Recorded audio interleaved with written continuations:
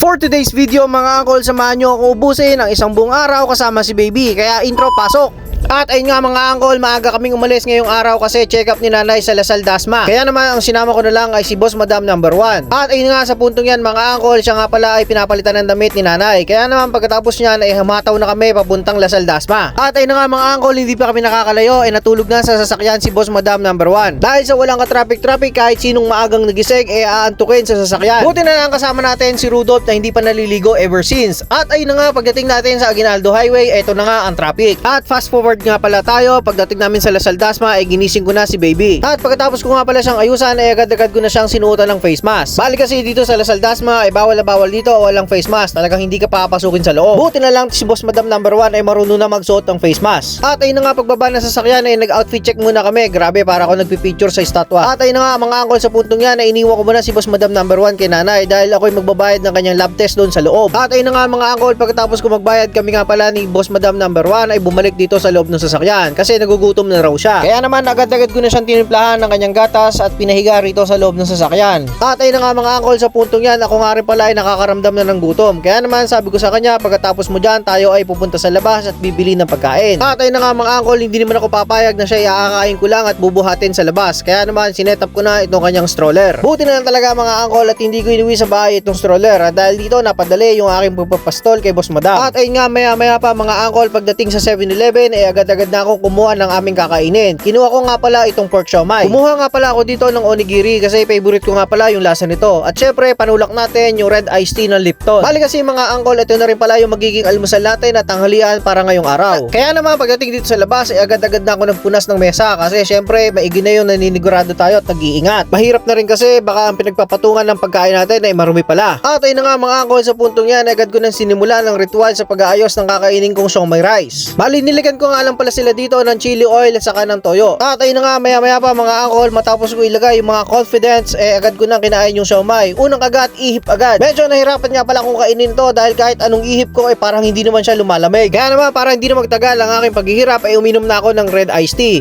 Syempre hindi rin papayag na hindi rin siya iinom. At ayun na nga mga uncle, sa mga makakapansin kung bakit potato chips lang ang kinakain ng aking anak ay uunahan ko na po kayo. Pagkatapos niya pala kasing ubusin yung tinimpla kong gatas sa kanya ay kumain pa siya ng tinapay. Meron din kasi kaming baong tasty. At wag din po kayong mag-alala dahil konti lang po talaga ang kinain niya dyan. At ayun na nga mga uncle, maya pa pagkatapos ko nga palang ubusin yung aking pagkain ay dito na kami agad sa sasakyan. Bali dito na lang pala kami mag-uubos ng oras habang inaantay namin si nanay matapos sa kanyang mga lab test. At syempre mga uncle, kagaya din ng karamihan na naiinip sa sobrang tagal ng paghihintay ay hindi ko naranasan yon dahil kasama ko si Boss Madam number 1. Sa dami pa naman ang gusto niyang gawin dito sa sasakyan ay kulang na kulang talaga yung oras na aming paghihintay. At ayun na nga maya pa ay dumating na nga si nanay kaya naman magbabayad na tayo ng parking ticket. Napakadami na naghihintay dito na mga gusto magpa-check up. At ayun na nga mga uncle, natapos kami ng agenda namin sa ospital na mag-aalas 12 na ng tanghali. Kaya naman napakatindi na ng traffic dito sa Aguinaldo Highway. Buti na lang talaga si nanay ay may dalang pagkain. Kaya naman kahit anong tagal ng aming biyahe ay hindi siya naiinip kasi meron nga siyang ginangat-ngat. At ito nga palang video na to ay part 1 lang kasi bukas babalik ulit kami rito sa Dasmariñas para suungin na naman ang matinding traffic. At ayun na nga mga uncle, sa puntong yan ay mukhang aabutin na naman kami ng ulan dito sa biyahe. Kaya naman hanggang dito na lang siguro muna itong video na to mga uncle. Maraming salamat nga pala mga uncle sa patuloy na sumusuporta sa aking page. Maraming salamat din sa mga nag-like, nag-share at nag-comment sa mga videos na aking ina-upload. Hanggang dito na lang mga uncle. See you sa next vlog.